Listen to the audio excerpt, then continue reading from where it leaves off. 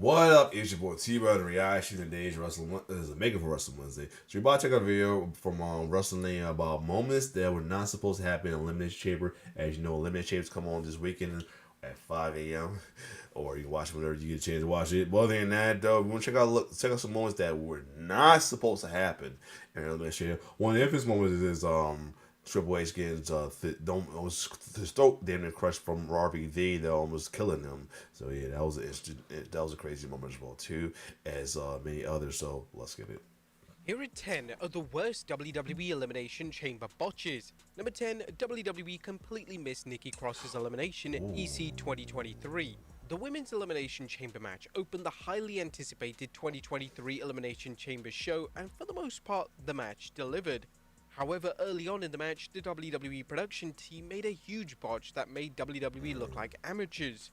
Nikki Cross would be slammed through the pod by Raquel Rodriguez, and this would lead to Cross's elimination. However, as Rodriguez was pinning the sinister Cross, WWE were too busy showing a replay of the exciting spot, meaning that they completely missed the elimination. Whilst this did give some weight to the anything can happen at any time storytelling and marketing tactic WWE often use, this was a significant mishap from WWE's production team and could have easily been avoided.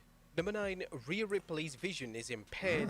Chamber 2022. One of Rhea Ripley's strengths as a performer, particularly on the WWE main roster, has been her ability to recover from botches without too much fanfare. Right. At the 2022 Elimination Chamber event, Ripley was competing in the women's match, and Ripley and Bianca Belair would perform simultaneous vertical suplexes on Liv Morgan and Alexa Bliss. However, this spot didn't go to plan, as Bliss's skirt would go over Ripley's head, meaning she couldn't see a thing. Whilst visually this was hilarious, as Ripley looked rather comical, this could have been dangerous and could have led to an injury if Ripley did not act quickly.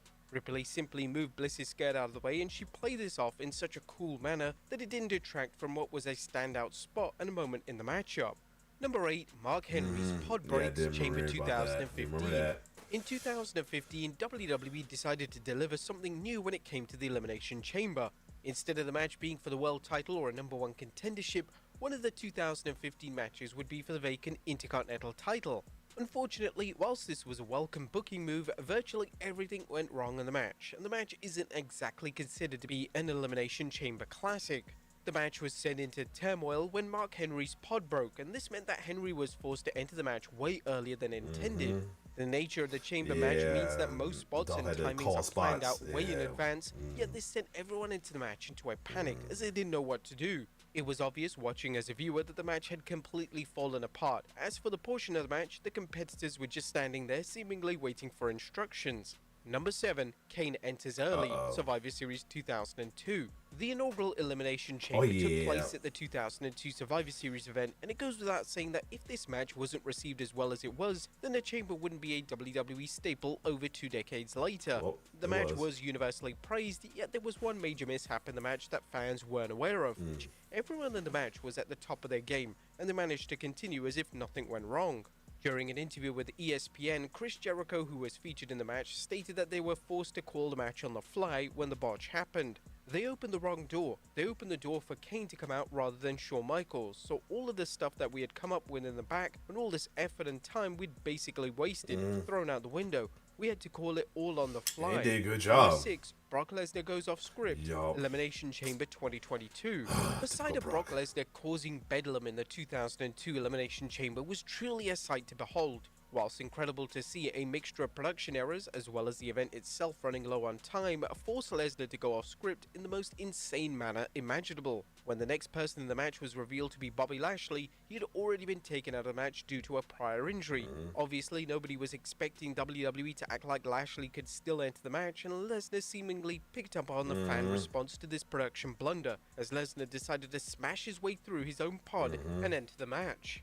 According to Dave Meltzer, the Wrestling Observer, Lesnar knew he needed to act, and that's why he forcibly entered the chamber. At the 9:20 mark of the match, the idea was that Lashley's pod would be open since it was his time, but he wasn't there. Lesnar obviously knew Lashley was going to be taken out and not in the match, but he didn't know they were going to signal for Lashley's pod to open and it not be Lesnar's, as he figured he was next. He also knew that they were running low on time. Number 5, Tess eliminates Hardcore Holly, December to Dismember 2006. WWE's reimagining of the ECW brand was realized with an infamous pay-per-view in late 2006 known as December to Dismember. This show was evidence that WWE had no idea what made the original ECW product so Not at special all. and so unique, Not and the at all. backlash to the event was so overwhelmingly negative that the blame unfairly fell on Paul Heyman, as he was Unfortunately. outright fired by WWE. The pay-per-view itself was headlined by a lackluster Extreme Elimination Chamber match, and the match had a weird botch and it occurred during the elimination of Hardcore Holly. Tess would hit a trademark big boot on Holly, and for whatever reason, Holly didn't bother to kick out. As this was a scripted elimination, the referee ignored Holly's lack of a kick out and declared that Holly had been eliminated to the utter confusion of the fans. Number 4, Kalisto's foot gets stuck in Chamber 2015. Ooh. The WWE were rather ambitious in 2015 when they decided to book an Elimination Chamber match for the tag titles. A standard chamber match can be rather frantic, and doubling the names involved had potential for disaster.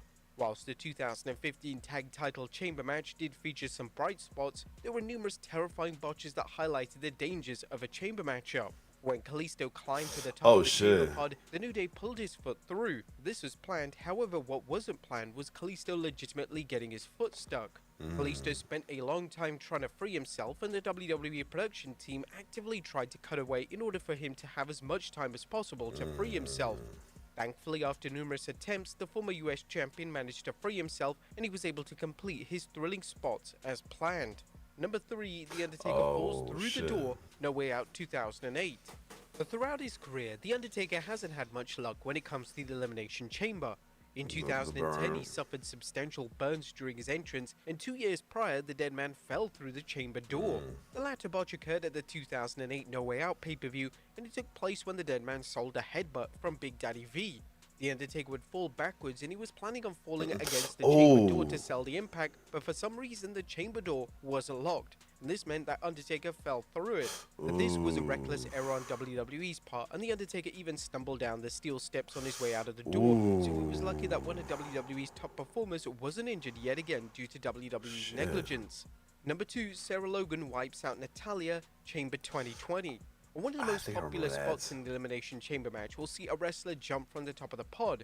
This is made safe due to numerous wrestlers catching the wrestler in question, yet from time to time this can go wrong, and this was most definitely the case with the 2020 Women's Chamber. When Sarah Logan jumped from the pot with a crossbody, she was caught by Ruby Riott and Natalya. But whilst it looked fine at first, it quickly dawned on everyone that the spot was botched, and Logan's knee had hit Natalya in the face. In essence, this meant that Logan had performed a diving knee on Natalya, and it was evident based on Natalya's facial expressions that she was in total agony. It was reported that Natalya was officially checked over by WWE medical team, and despite some bruising, she was thankfully fit and well. And number 1, Rob Van Dam crushes Triple H's throat, Survivor Series 2002. And Triple H has made a career out of pushing through life-altering injuries in order to finish a match. During the inaugural Elimination Chamber, the game bravely took a 5-star frog splash from Rob Van Dam, who delivered the move from the top of the chamber pod. This move was horribly botched, as RVD's shin came down on Triple H's throat. RVD would reflect on the botch during an appearance on the Ruthless Aggression documentary, and this is what he had to say. It was not an easy calculation, and I was off. I think I overshot a little bit, and as I was coming down, my shin came right across his throat. I felt horrible about it, but of course he continued the match to the point where I don't remember even knowing that he was hurt, at least not that bad. Triple H's account on the botch from the aforementioned documentary is truly frightening. As I was lying there and I saw him go to the top of the pod, I was thinking, oh shit, he can't stand up right. He can't stand up straight. I'm looking at him thinking, that looks really awkward. I don't know if he can jump from there. It was just going tragically in the wrong direction, like I'd walk over somebody and they'd hit me, and as soon as I'd take a bump, I can't breathe again. It would all just inflame back up. The game somehow managed to finish the match as planned, and when it came to taking time away from WWE to heal, this appeared to be out of the question for the Cerebral Assassin, as he'd be wrestling on TV again within just a few short weeks. But there you have it, folks. 10 of the worst WWE... He's... I didn't wait for to do that, but yep, this is, he's a good professional and a hard worker though, Triple H though, as you saw. Despite his character being mainly a heel at times, a hated heel at that, we saw in the last video I reacted to yesterday. He's a hard worker and a workhorse of WWE. Other than that, if you like my reaction, like, share, subscribe to my YouTube channel. It's your boy T-Bird signing off. One love.